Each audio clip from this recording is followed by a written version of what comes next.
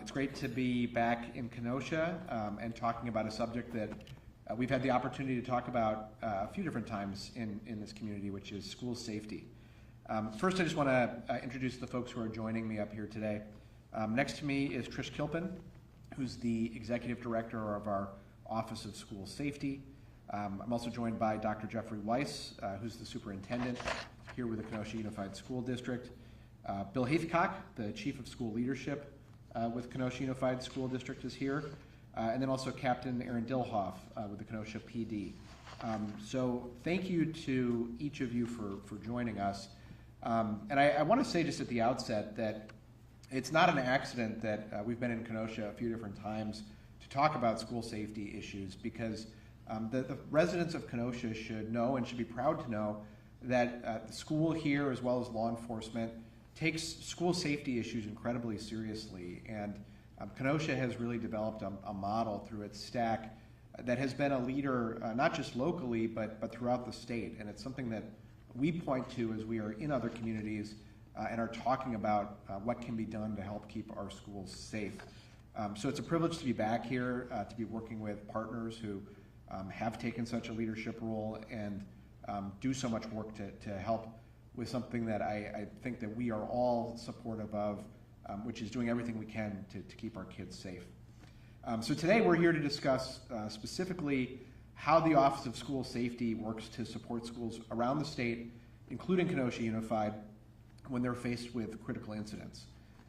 First, the Office of School Safety provides guidance and support to schools that are facing traumatic events, which can include any number of things, ranging from the death of a student or a bomb threat or a school shooting to staff misconduct or other critical incidents. Now, schools do a lot to prepare for these kinds of crisis situations. And when a crisis does occur, even the most prepared schools can rely on outside support, like the support that the Office of School Safety provides to help as they respond to those crises. The recovery strategies that the Office of School Safety provides are informed by research, and OSS works in partnership with local school leaders to translate that research into practice. The goal is to create a school where students feel safe and supported, and where the environments are positive and predictable, and where the instruction is effective. Ultimately, we want kids to be able to focus on what they should be focused on in school, which is recess. No, that's my kids. Which is learning, rather than focused on school safety issues. Now, since 2020, the Office of School Safety has aided in more than 150 school critical incidents around the state. And again, that can range widely from staff misconduct issues to something as severe as a school shooting.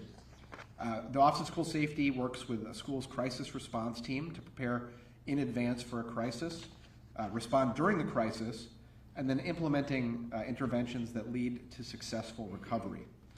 Those interventions, again, include a range of things and are determined by the needs of the community, but it can be anything from caregiver trainings for staff. It's important to remember that when schools are impacted by a critical incident, it's not just the students who are impacted, the staff are as well, but then those same staff who themselves may be experiencing trauma need to go and support students in our classrooms. OSS also provides information and resources for staff and parents, ongoing support and consultation to leadership teams, aid in planning social support activities, guidance for small group and individual interventions, as some students may be more impacted than others, and assistance in carefully designing interventions and communication after something like a suicide to prevent contagion from happening. Communication between schools and the public amidst a crisis may not be top of mind for schools, but it can play a critical role in reducing the trauma and the time it takes for students to return to school. If a crisis does impact a school community, the Office of School Safety is available to consult with school leadership to determine best practices and recovery interventions. I do want to note that no two recovery efforts are the same. It's part of the reason that having a team like the one you see before you is so important, so that you have different perspectives informed by different experiences and research, bringing best practice information to designing an individualized recovery. And not everybody in any particular school community or environment is going to respond to an incident or be affected in the same way. So what you're going to hear from today are from some experts in keeping our schools safe and in schools generally. So with that, I'm going to turn it over to the Director of our Office of School Safety, Trish Kilpin. Thank you, Josh. At the Office of School Safety, we bring model school safety practices to all schools in Wisconsin. That's tribal schools, private schools, public schools. And today we're highlighting crisis response and recovery. In order for schools to be able to respond effectively and get kids back to learning more effectively, they have to be prepared and take special care with their crisis planning. This week, we'll be doing a 2-day course here in Kenosha for their pupil service team members, their pupil service mental health folks like psychologists, social workers, and counselors, to make sure that there's a readiness as crisis events occur, that they're able to respond in evidence-informed ways that reduce the trauma impact and do no harm. Statewide, we provide these services to any school that has experienced a crisis. We're proud of the work we've done to support the Abundant Life community as they return to school. Their school leadership team took great care in selecting interventions and working with us to enhance the likelihood that their recovery is accelerated. And here in Kenosha, we've had opportunities to work with this strong team frequently. In October of this year, two of the team members up here, Captain Dilhoff and Chief of Schools Bill Haycock, joined me, and we went to the Marjorie Stoneman Douglas High School where the shooting occurred in Parkland, Florida on Valentine's Day in 2018. We were able to tour the crime scene and get briefings from the state's attorney's office about all of the things that happened that led up to that crisis event. We were able to meet with families of those most impacted by the shooting, the survivors, and the families of those who were killed. We were able to be informed about what is most effective for students to get them to feel psychologically safe in their building after it's been so destabilized. I'm grateful that both of them here in Kenosha joined me on that trip, engaged in learning, and brought those practices back here to Wisconsin to their schools. The Office of School Safety, while we provide crisis response and recovery services free as schools need them, because although schools might be independently prepared, sometimes a crisis event overwhelms their capacity to be able to respond effectively, and other times they just need a consult or support. And so we're able to have been able to do that here in Kenosha as well as across the state. We do prioritize preventing these tragedies.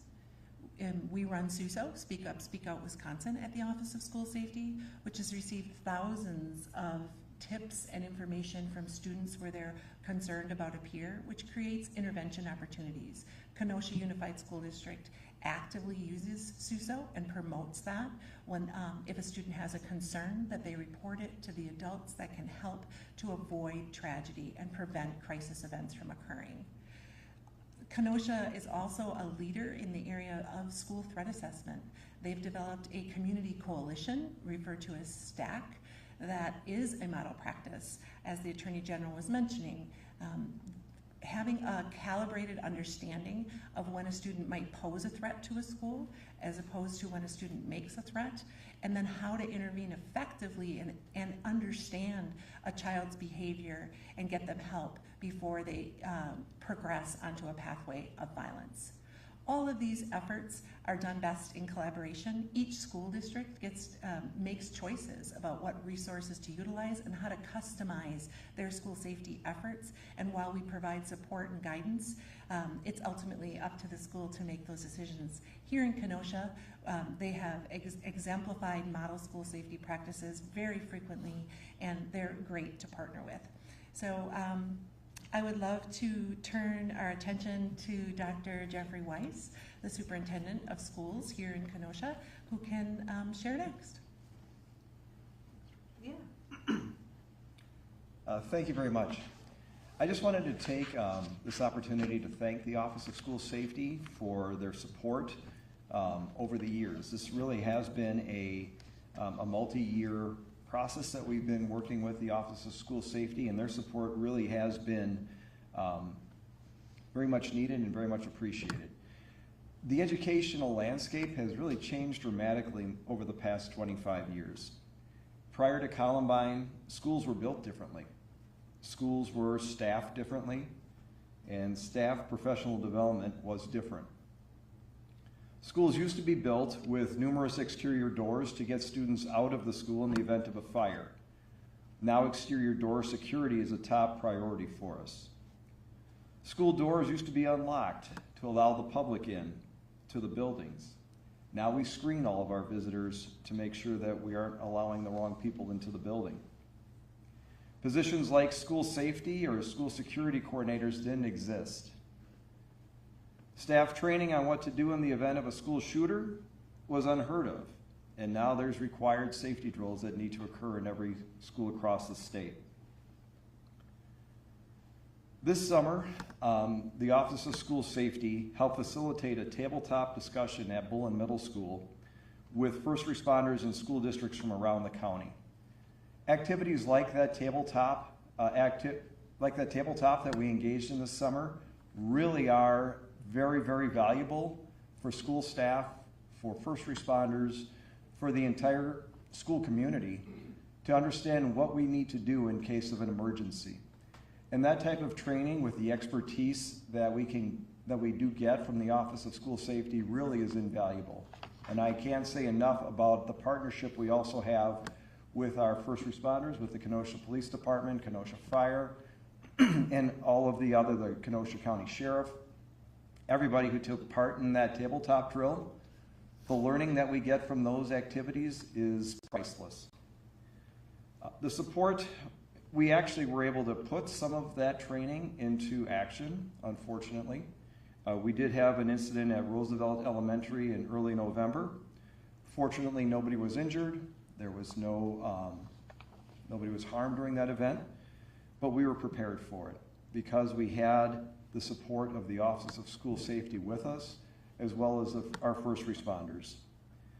The morning following that event at Roosevelt, Office of School Safety staff came to the school to help facilitate a staff meeting and process through what had happened.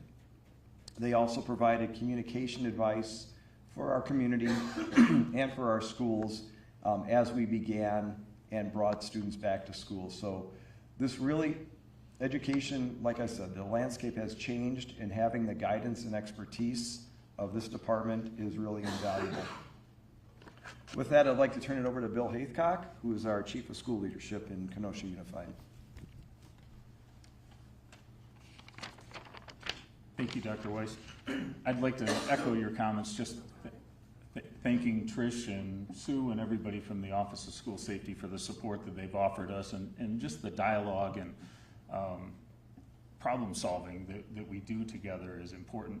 Dr. Weiss mentioned all the work that we do with local agencies. You know, Aaron's here from the police department. We have worked, there's people in all the agencies, the fire departments, the Pleasant Prairie Police Department, the crisis access, the DA's office, all these different groups that are working together in our STAT committee. We appreciate that dialogue to be able to help us set up our planning and our response protocols. I do want to mention, it was mentioned already, but I really want to emphasize how important the SUSO, the Speak Up, Speak Out, is to what takes place in the state. We get calls, I get calls in the middle of the night. I don't shut my phone off. The police call and tell me about a threat that somebody found online.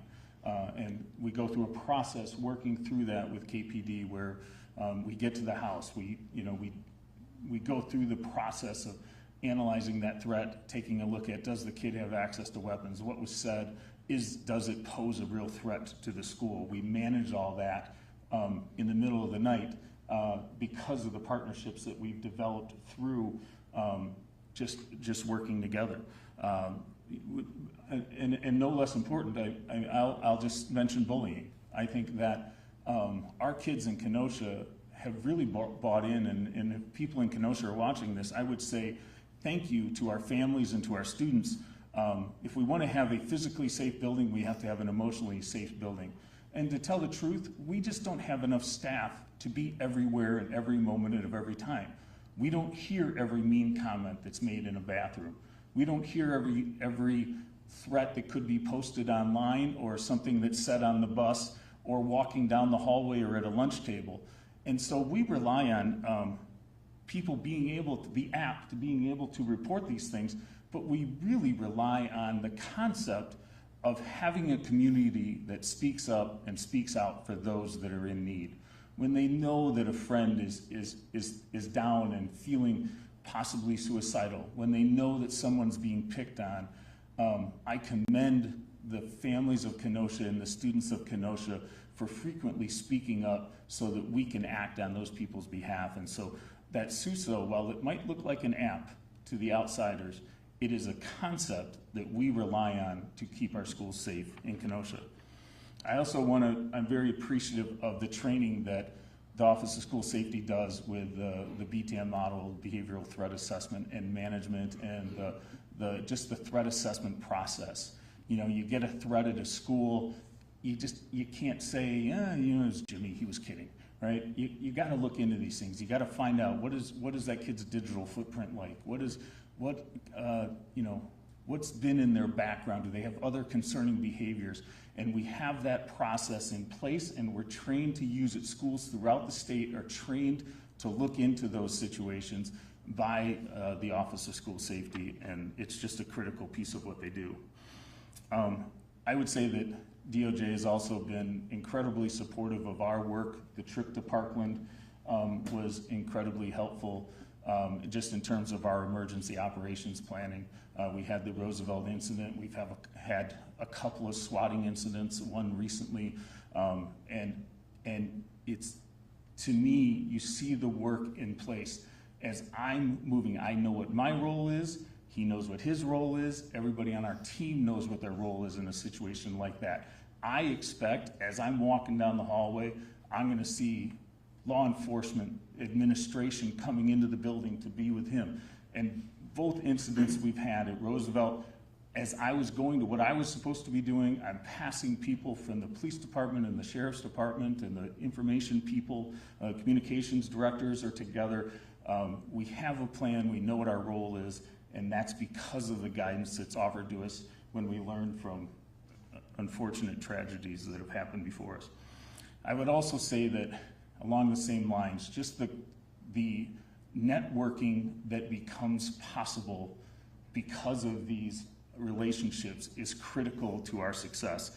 I talked today with a guy named Darren Norris, who I think is your position in Florida, right? Who I met through you, who sometimes asks me questions and I ask him questions.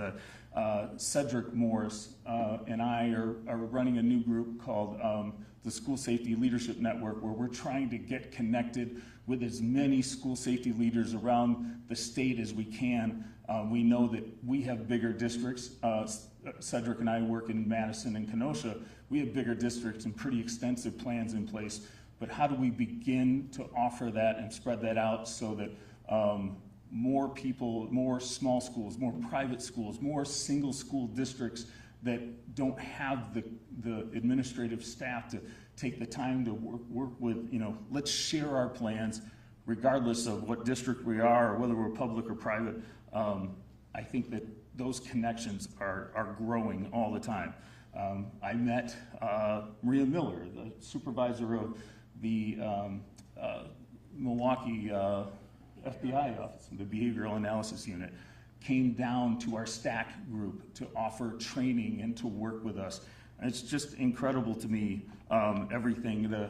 We met with the National Threat Assessment people and FBI members. I couldn't believe Homeland Security was on this, so we created a document that we use to, when Jeff and I get a call at 2 o'clock in the morning and we're looking at a threat that was made overnight, whether a virtual anonymous threat, how do we effectively assess that threat? When you're tired, you're upset, you're concerned, you're worried, do we have a good plan in place? Are we asking the right questions? And we had people from the national level who participated in helping us to create that process that we go through to analyze threats because of the connections that Trish and Josh and everybody at the state level has. And so thank you for the support that you're giving us to help our kids be safe. We appreciate it. And I'm going to turn it over to just a wonderful friend of Kenosha Unified, Captain Aaron Dilhoff. Good morning. Everybody's done a great job at talking through all of the programs and teams that we have here in Kenosha County and everything that they do. So I'll just emphasize what I think is the most important part of all of this, and that's the relationships and the trust that's formed. Meeting with each other, constantly working on these very complex, dynamic issues that are extremely challenging to solve. You know, the time for, if one of these events is happening, that's not the time for me to introduce myself to Bill. It's not going to work well. It's too chaotic, it's too dynamic. The time to build the relationship is before a crisis happens. And we don't get to plan these things or predict them.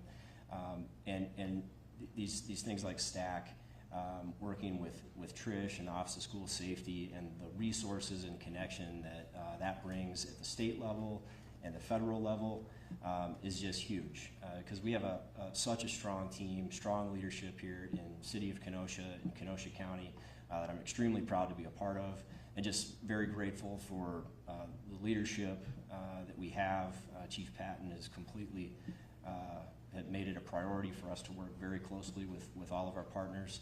Same with all the chiefs in the county, Sheriff Zerner, Chief Tilton with the fire department, all the fire departments. We have a county-wide active threat policy, again, so that we meet regularly. We're training for our response to these types of events so that we all kind of know what we're doing. We're all on the same page. And that's the same with the threat assessment model that's shared at STAC. We're just familiar with each other. And so getting in the room at least every other month with a huge group of people from all the stakeholders, the DA's office, juvenile intake, all this Kenosha Unified, the school districts out in the county, private schools are a part of STAC, and just sharing best practices and ideas. And just being part of a network that's completely committed to the evolving nature of these types of threats. So those relationships are absolutely critical. And because it's a group that can't ever be satisfied. There's not a point where we can say, oh, hey, schools are safe, there's no longer any threats, we can be done working on this. That's not going to happen. We have to constantly be working on these things, and the relationships that are built through these programs are fantastic. The ability to go to Parkland with Bill and Trish and just bring that experience back, share it with people here, some of the connections we made in Florida, some of the things that they're doing to attack some of these problems are just fantastic, and the ability to share that with our team here is invaluable. I'll turn it back over to AG Kaul. All right, well, first, thank you again for everybody who's joining us. Thank you to Kenosha Unified and the Kenosha PD in particular. And with that, we're happy. Let's talk about the timing of this and why you're sharing this information today. Are there any trends you're seeing, or just the timeliness of this announcement? Yeah, do you want to speak a little bit to it? Yeah, we are trying to just shine a light on one of our practices in regard to recovery. We've experienced some very traumatic events here in Wisconsin, and we'd like to make it known that it is a priority and that there are certain practices and programs that we can utilize to get kids back to school effectively after a crisis event. Sometimes there's a real hopeless feeling, like we don't know what's coming next, and we want the public to have that confidence that there's a plan for recovery in the event of a crisis. Yeah, and just quickly, I'll add, you know, Trish and I recently went to meet with students at several high schools around the state, including in Racine. And one of the things we heard from students is that school safety is an issue that is top of mind for students. The generation of students who's graduating from high school right now grew up with school safety as a concern through their entire time in schools.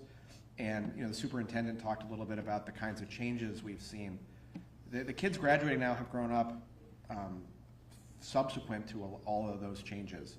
And so making sure that they know that their school leadership, like you're seeing here, and their district leadership is engaged in these issues, and that there are plans in place is an important step towards making kids feel safe and secure in schools. Could someone talk about some of the recovery that happened within KUSD given the incident with Roosevelt and then a couple weeks later another student allegedly bringing a weapon to school? Sure, I can address that. So the following morning after the Roosevelt incident, we were in contact with Office of School Safety during that event. The following morning, Trish and her team came out to Roosevelt to meet with the staff and to help the staff process through those events and process through those the concerns and the fears that the staff was having. During that time as well, they also provided us with advice and with guidance on how do we start, when's the best time to get students back into the building, and how do we bring them back, and what type of activities can we share with them at the school to make them feel more comfortable returning. So just for that time at Roosevelt, those are some of the things that occurred, and I'm sure that there's more that occurred that I'm not fully aware of, but those are kind of the big takeaways for that for me was having an office out of Madison at the school the next morning to meet with staff was huge. So I couldn't ask for more support than that. I'll just add to that we also have a security committee that's working here in Kenosha, and so part of that was referendum based, and we added some piece to the referendum, but because the referendum passed doesn't mean that all of that works. Some of the stuff that we're considering, we did a presentation, Captain Dilhoff and I and Scott Kennel, who's the principal at Indian Trail, did a presentation for our board at a committee meeting that took maybe 45 minutes while we went through the district's current plan for safety, and then we're trying to look at what are some other things that we think, we're always communicating with other districts, with other states. Are there other pieces that we want to add, other policies, trying to reflect on that all the time? And you guys mentioned too, exterior door safety, especially at Roosevelt, was very helpful in that situation.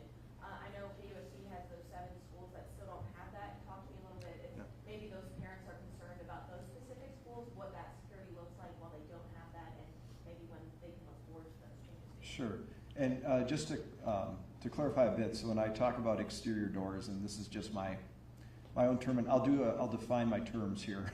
I'm talking about all of the doors that lead to the outside. So when I talk about exterior door safety, it's making sure that those doors are in good repair, that they close, that they lock. Because at Roosevelt, we know that individual went around and tried to get in using those exterior doors, and they were all in good repair and they were all working. The controlled entrances at the front of the building, that's another layer of security. And there are 7 schools in the district that were, as I mentioned in my beginning, schools were built differently back before we had school safety concerns. At those 7 schools, we do not have a controlled entrance that is really a set of 2 doors where the people get funneled through the office. We're going to continue to look at ways to do that. Those are very expensive. They're more than just adding a set of doors. Those are major remodeling. And the estimate we got was $12.5 million for those 7 schools. So that's not something that we can do right away. It is a priority of ours. It's something that we are always looking at. However, we also have to balance that with available funds. We don't look at that. We don't look at any one safety measure as the be-all, end-all. It's layering those levels of security and safety in the schools. We're always looking to add layers, and that was one of the layers that we were looking at. Still looking at it. We'll just have to look at it a little bit differently as far as the timing goes. And for those ones without the controlled entrances, are there any extra precautions for those schools? Or right.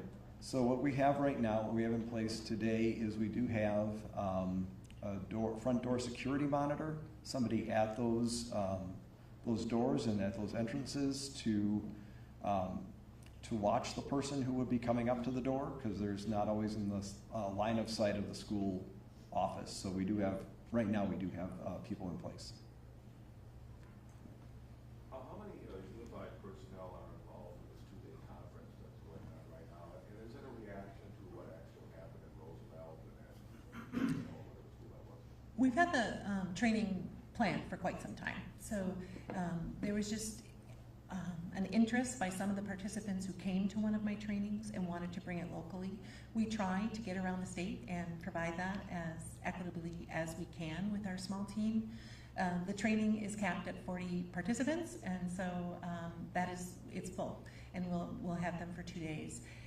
Once people go through that training, they then often become part of our crisis response volunteer team that can provide support and recovery assistance if needed in a larger scale event, wanting to make sure that everyone has that calibrated understanding of what works and what doesn't work after a crisis.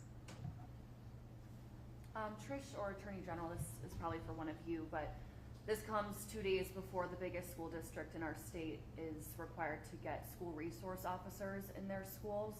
Is there anything you want to address to parents in that school district, just as this has been top of mind for those families? Yeah, so first, I know that there is a court case developing regarding that issue, and obviously it's critical that the city ensures that it's in compliance with the law, and I know that there are ongoing efforts to make sure that that's happening. One thing I will say, and I think this is important, and the superintendent mentioned it, but to me, as both as a parent and as an attorney general who thinks about public safety, that I think it's important to think about is that there is no one solution to keeping our kids safe. If there were, we would be doing it in every school district. But it's a series of things that can help make a difference, and it's a range of things. So part of what we need to do, and there have been significant improvements made both throughout the state and throughout the country, is making sure that we have adequate physical security and that there's an ability to stop immediate threats. And that can be anything from locks on exterior doors to locks on interior doors to having a school resource officer or somebody else who can intervene. A second thing that's really critical is being able to identify threats before they arise. And so two of the things that our Office of School Safety does are evidence-based practices that can help with that. One is behavioral threat assessment and monitoring, which helps teachers determine, and not just teachers, but all school officials determine if there's a reason to be concerned.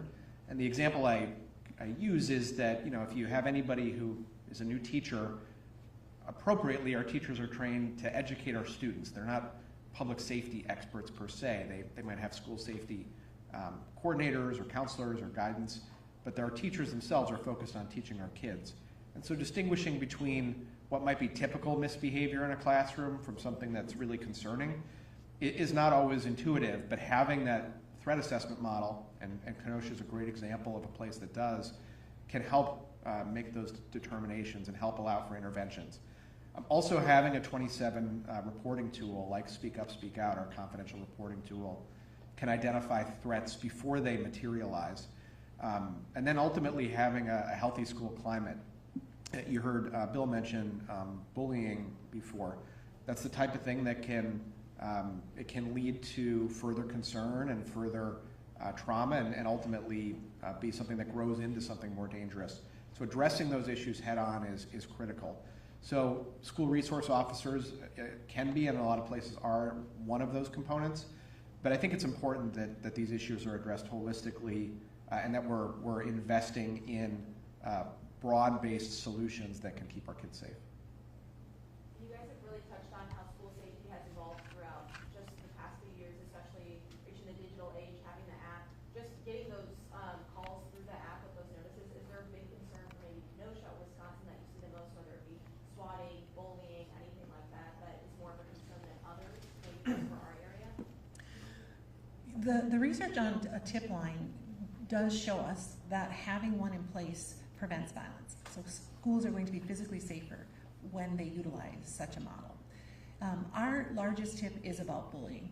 That's the one we see most frequently, and that we see across the entire state. We have different usage rates in different schools. When schools are embracing that model, when they're building a culture of reporting, when they're building a culture that says something's wrong, get help for that individual, they utilize SUSO more frequently. And while those rates vary across the county and across the state, we can tell you, and they can attest to the fact that there's many tips that are provided through SUSO for Kenosha Unified. And one of the most effective practices that we see is they take those tips very seriously in terms of preventing things from getting further, making sure that everyone is safe, and then using it as fidelity information to understand what's going on in the school culture and striving for continuous improvement. So I think Kenosha's done a really nice job. I don't know if you noticed when you walked in, there was a big SUSO banner right there. When you're in the Kenosha schools, it's very visible that they utilize SUSO. Yeah, and I'll just add one thing that relates to that question, but also the last one too. We talk about school safety in lots of different parts of the state, and frequently the folks who are our critical partners are folks like the people you're seeing here. It's people in the school district, but it also is local law enforcement agencies, and in particular school resource officers. One of the things that we see with SUSO is we get information that students feel comfortable reporting confidentially that they may not feel comfortable reporting to a teacher or a coach or their SRO. And we know from the data that confidential reporting is a way that some students want to report. Of course, if students want to report locally to their teacher or coach or their SRO, that's ideal. But we want to have that extra option. And so school resource officers, we've heard from consistently, really value this tool because it can help them get critical information. Likewise with the schools, that allows them to intervene before something bad happens, that allows them to make sure that they're having contact before they need to have a law enforcement type response. Yeah, and in light of the, for example, like the ASU referendum that did not pass, which included the safety and security enhancements that were mentioned earlier, but is there any steps that the OSS is taking already in discussion, the next steps that could help ensure the schools remain well supported? I can speak generally to that. So the upcoming legislative session, there's legislation that was recently proposed, both a standalone bill and in the governor's budget, that would provide long-term funding for the Office of School Safety. Their long-term funding would, there's never been long-term funding, and so their funding would run out at the end of September. We're hoping to have that changed, and I'm very optimistic because of the bipartisan support we've seen that will happen. But that certainly remains a focus of ours because keeping that office in place is critical to supporting the safety work that schools do. Now, the other thing I would mention is that when the Office of School Safety was created in 2018, there was a $100 million grant program that provided for various security upgrades for schools around the state. You heard the estimate for how much just upgrades in Kenosha would cost. And so, $100 million is both a lot of money, but less than, can you all hear me okay? Less than would be necessary for all the security upgrades around the state. But those kinds of funds can help, and so I believe there may be consideration from the legislature about providing additional funding to support schools. But again, that funding can help, but it's not going to fulfill the full need that schools have. All right, great. Up. I'm sorry, this is a little bit off topic, but do you have any comment about the fund alleged shooting, the deputy at all? Yeah, so I'm happy to take that, but let me just take off-topic questions afterwards. I just kind of wrap it up.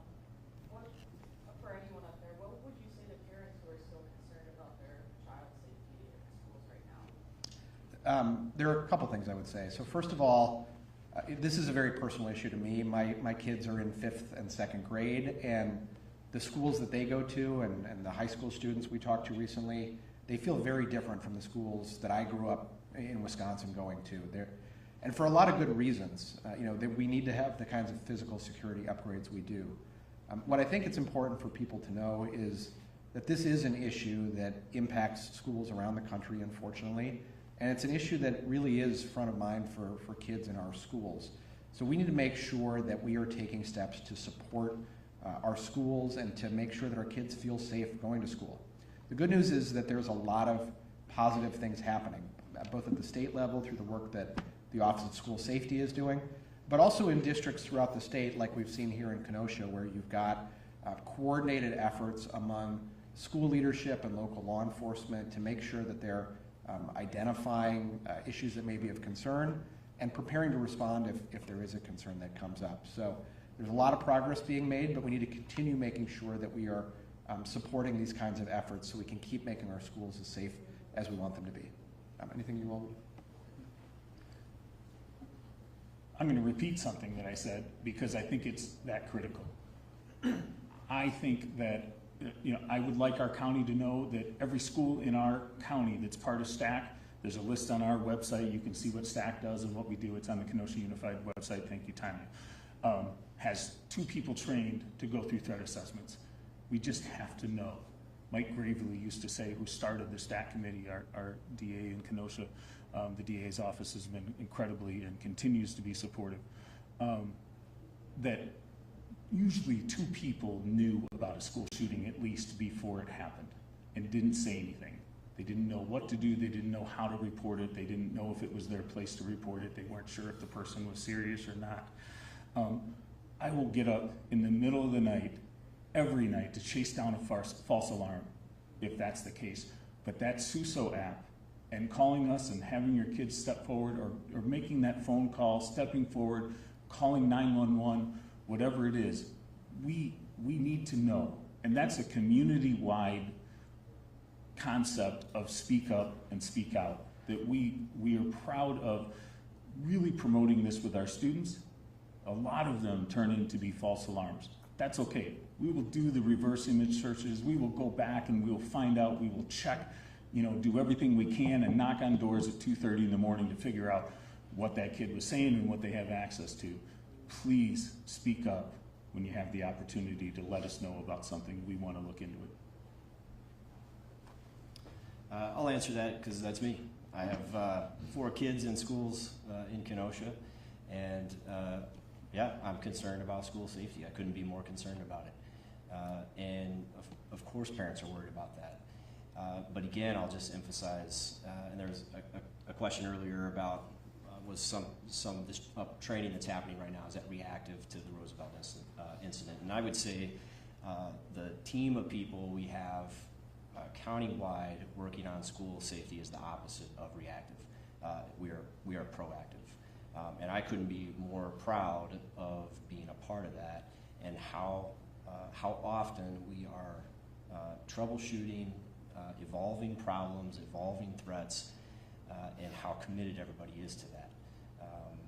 Again, my kids are in these schools, and I probably know a person in every KUSD school that there is.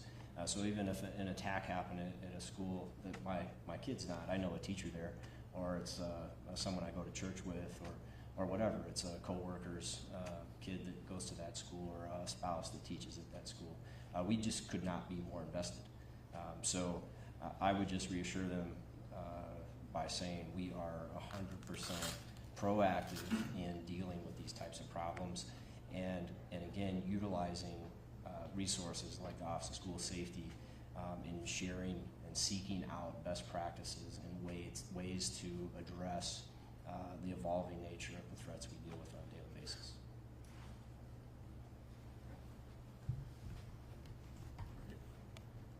All right, you all are welcome to join me for the off topics, but you don't need to.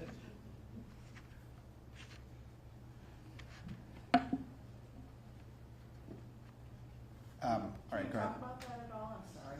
So I don't have any update beyond what was provided publicly to this point. As you're probably aware, our Division of Criminal Investigation often is the agency called on to investigate cases involving officer-involved shootings. We strive to provide information to the public as those investigations move forward, but only to the extent that we can do so consistent with the integrity of the investigation. And so it's obviously very early in the process, but we will keep folks updated as appropriate as the investigation moves forward. Thanks, everyone. Thanks. Thank you.